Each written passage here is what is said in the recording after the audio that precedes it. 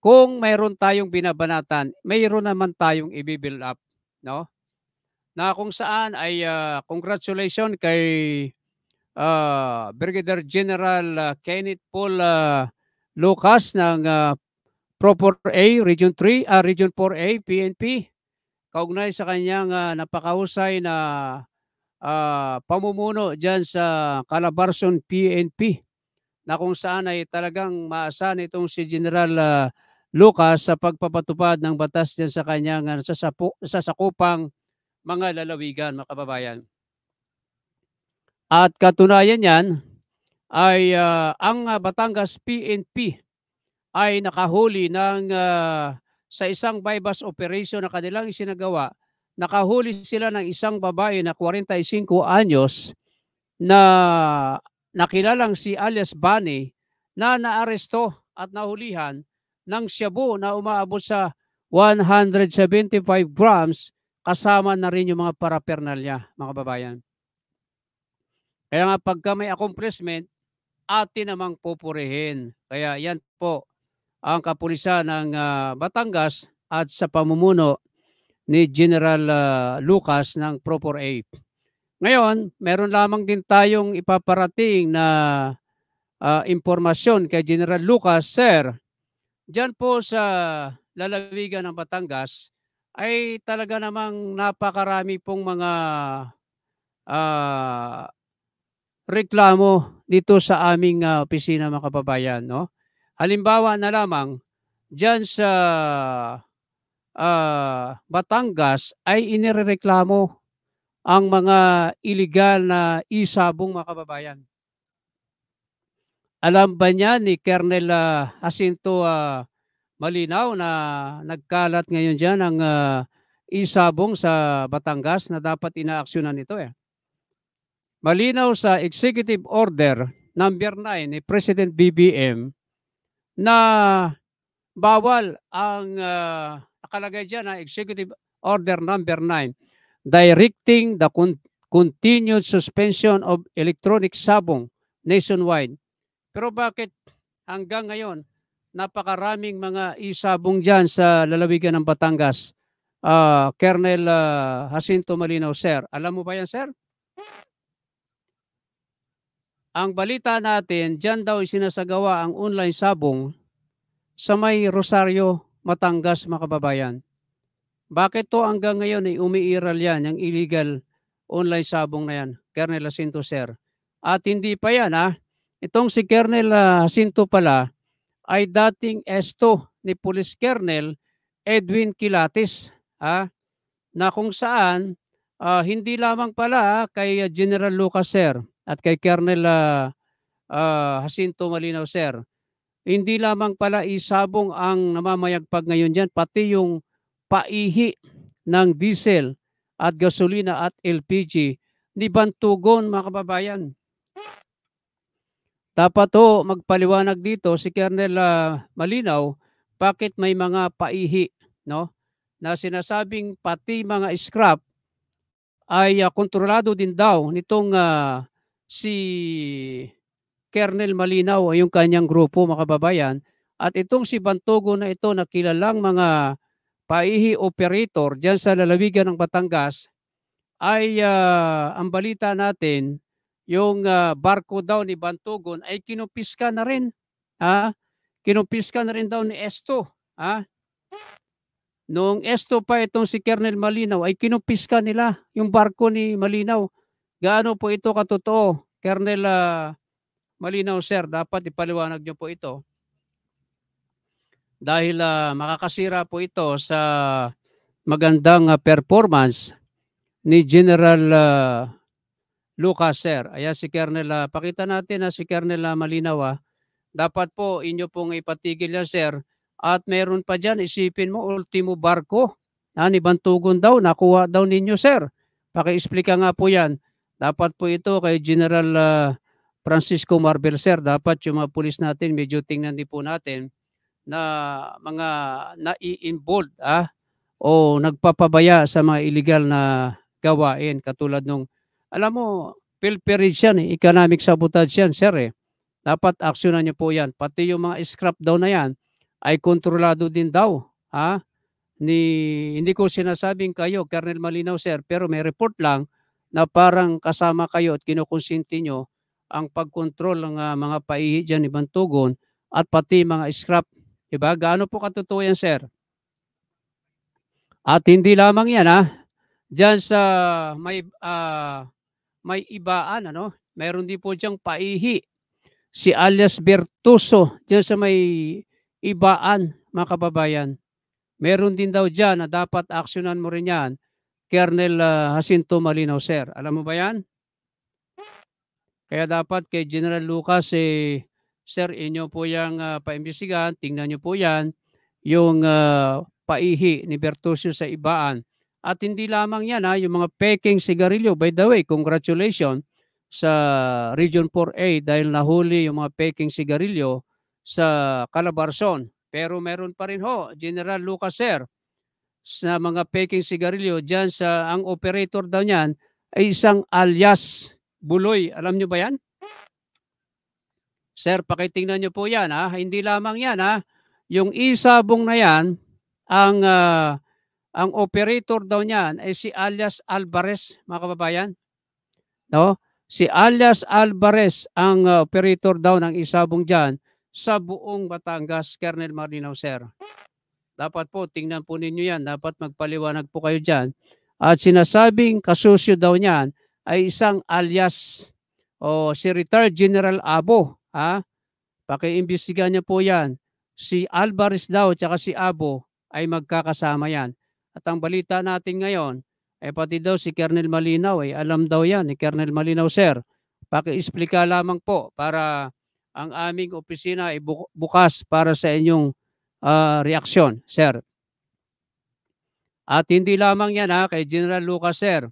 Isang nagngangalang ayan si General Lucas, isang nagngangalang retired sarhento na si alias Adlawan, 'no? Nagpapakilala po itong bagman, bagman ng, Region 4A, Arsog. Tama ba, sir, ang, hepe ng Arsog si Police Colonel Augusto Asuncion? Ginagamit daw nitong si Sergeant Adlawan ang pangalan ng Arsog, PNP, para mangulikta sa mga illegal gambling. General Lucas, sir, pakitingnan niyo po 'yan. Ipaaresto niyo po itong si Adlawan dahil makakasira po ito sa imahe ng inyong magandang imahe ng PNP. At maging si, CIDG Region 4A Chief, Police Colonel, Reynanti Panay ay ginagamit din daw nitong si Adlawan upang makapanghingi ng mga intelihensya sa mga paihi sa buong Region 4A at maging sa mga illegal na pasugalan katulad ng mga peryahan sa mga color game na 'yan at iba pa. Dapat po, sir, pakiimbestigahan po ito sa lahat ng PD mo diyan sa Calabarzon, kay Colonel, Lidon Monte, dapat tingnan din daw diyan, ay marami din daw diyan paihi sa Chaong, Quezon. Ang, PD ng Rizal dapat, sir, tanungin din po ninyo 'yan. At ang, si Colonel, Mil Unos, 'no, pakitingnan, sir. RD, General Kabayan, pakitingnan niyo po. At, imbestigahan niyo po si Colonel Malinaw. Ito po ay dating esto ni Colonel Kilatis ng Batangas PNP. Ibig sabihin, alam niya itong nangyayari na ito. Matagal na iyang paihi ni Bantugon, bakit magpahanggang ngayon ay nananatili pa rin 'yan at pati yung isabong na 'yan. Alam po natin, malinaw po 'yan sa executive order ni President BBM, Si President BBM, 'no, alam naman natin 'yan. Alam po 'yan ng executive order ni President BBM directing the continued suspension of electronic sabong nationwide. Bakit ho? May isabong sa Batangas, dapat po talaga merong dapat ma-relieve. Chief PNP, Francisco Romel Marbel, sir. Yan, ang ating mahusay na Chief PNP. General Lucas, sir, Kabayan, malaki yung respeto namin sa iyo. Pakitingnan lamang po. Pakiimbestigahan lamang po si Colonel, Malinaw dahil, ito'y isinusumbong dito sa aming tanggapan na may alam daw siya diyan sa operasyon ng paihi ni Bantugon, paihi ni Bertuccio, at iba pang mga illegal gambling. Eh kami naman dito, pag kayo naman may ginawang tama, katulad yung pagkakahuli niyo dyan sa si alias Bani na nahulihan ng 175 grams ng shabu, ating binibuild up, no? At yan ay ilalabas pa rin natin sa ating dyaryo, kaya dapat kilos-kilos po at aksyon naman. Basahin muna natin ang ating comment. Dito si Andy Peña, yes sir, Batigas Salamak po ang paihi sa Batangas. Di lang po yan, pati po mga scrap po kung tawagin, pati online sabong talamak po. Yan, comment ng ating kababayan. Dito naman tayo sa Kwan. Gloria Castillo, hello idol. May balita dito na missing mag-asawa sa Israel at sa Pilipinas. Iba naman yan. So, Ma'am Gloria Castillo, according to the family of Israel, missing person, cash reward 250,000 pesos. Whoever have information on this to missing person. Gloria Castillo, baka po matulungan natin mahanap itong mga mag-asawa. Ito naman, tayo sa iba. KNG Food Channel, nakakabuisit lang talaga pag may mga ganyang pulis. Imbes na sila yung unang takbuhan ng bayan, pero sila pa yung mga unang balasuba sa bayan. Richard Goso, dapat nang i-relieve yan sa pwesto, Sir Lucas. Sir, kakaupo pa lang, balatuba na sabi naman ni Richard Goso. Jan Artos, nako, bagong modus na naman yan. Dapat magpaliwanag sila. Richard Goso, yang isabong, di ba bawal na yan sa administrasyon ngayon? Alam na alam yan ni General Marbel. Sir Kilos, gising. Jan Artos, Sergeant Adlawan, magpaliwanag kayo. Linisin nyo ang pangalan sa illegal na pasugalan. Yan. So yan po ang mga misis ng ating makababayan, no? Kay General Lucas, Sir. Abay dapat po tingnan po ninyo yung mga tao niyo diyan sa Calabarzon dahil sila po ay tila nagpapabaya sa kanilang tungkulin. At si Colonel Malinaw, Sir, bukas ang aming programa para sa iyong pagpapaliwanag dahil sabi nga namin, meron pong nagsumbong sa amin na bilang dating esto ni Colonel Edwin Quilates, alam daw po ninyo yan, yung mga illegal dyan sa lalawigan ng Batangas, katulad ng mga color game sa mga peryahan, yung mga paihi na yan, paihi ng diesel, gasolina, LPG, pasingaw kung tawagin. Malinaw po yan na pilferage. Dapat po yan talagang ipinagbabawal.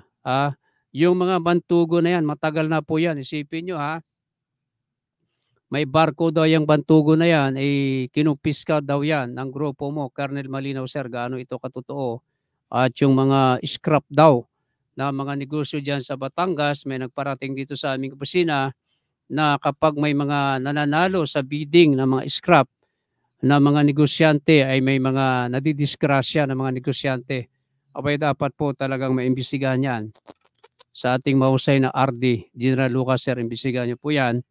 At kayo na rin po si General alias Adlawan, kastigo po ito, ipadampot na po ninyo ito, General Lucas, Sir, at kay Arsog Chief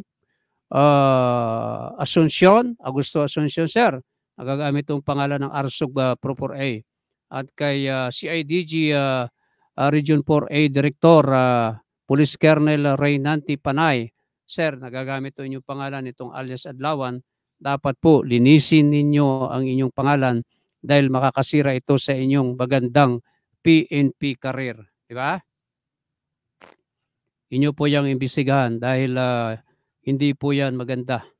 Pagka maganda ang performance, i-build up natin. Pagka nagpapabaya, ay gigisingin natin. At hindi po titigil ang programang ito hanggat hindi umaaksyon si Colonel Malinaw. Yung mga sumbong na dyan sa Batangas. At si RD, si General Lucas Kabayan, kaibigan natin yan Dapat talagang magpaimbestiga agad siya para doon sa ating mga binabanggit na pagtalakay natin sa araw na ito. Kenji Food Channel, kaya pala nagtataba ng mga pulis na yan, protector at pasimuno ng mga illegal. Ano po yan, na-comment ni Kenji Food Channel. So, ayan mga kababayan, bukas ang ating programa para kay Colonel Malinaw, ang Batangas PNP, PPO. Nagtataka lamang tayo, buhay na naman daw ang paihi ni Bantugon diyan sa Batangas, isabong na alam naman natin na bawal, no? Executive Order number 9 ng ating Pangulong Bongbong Marcos. Pero bakit may isabong diyan? Yan na paikot-ikot diyan sa lalawigan ng Batangas ang pagpapasabong, no, diyan sa Rosario, Batangas. Pinagsasabong nila ang manok, pagkatapos kukuhanan ng video, tapos bibidyohan, i-upload sa Facebook, no, sa social media. Ha? Alam ba ninyo na marami ng buhay ang nasira dahil sa online sabong na yan, General Lucas, sir? Colonel Jacinto Malinaw, sir? Dahil yan, wala kang kapana-panalo diyan sa isabong na yan. Kaya nga pinagbawal na yan noon ni Duterte, ni ex-President Duterte. Ngayon si President BBM nag-issue ng Executive Order number 9. Kaya dapat ipatigil ninyo ang isabong na yan, ha? Ni Alvarez at ang kasusyo niyan si retired General Abu. Pero ang balita natin, ha, ay inalis na raw si Abu at si Alvarez na lang daw, si alias Aris Alvarez ngayon ang may-ari ng isabong at kapartner si Colonel Malinaw, sir. Kami po'y nagtatanong, linawin niyo po yan dahil kung hindi, abay dapat kumilos na ang ating mahal na President BBM na i-recall ang inyong mga pwesto dyan at gayon din aksyonan na ito at dapat umaksyon ang ating mahusay na Chief PNP General Francisco Romel Marbel. So yan lang muna ang ating mensahe sa inyo dyan sa Calabarzon, ha? At sa sunod na araw sa Lunes ay atin itong ipapalo up at atin itong tatalakayin.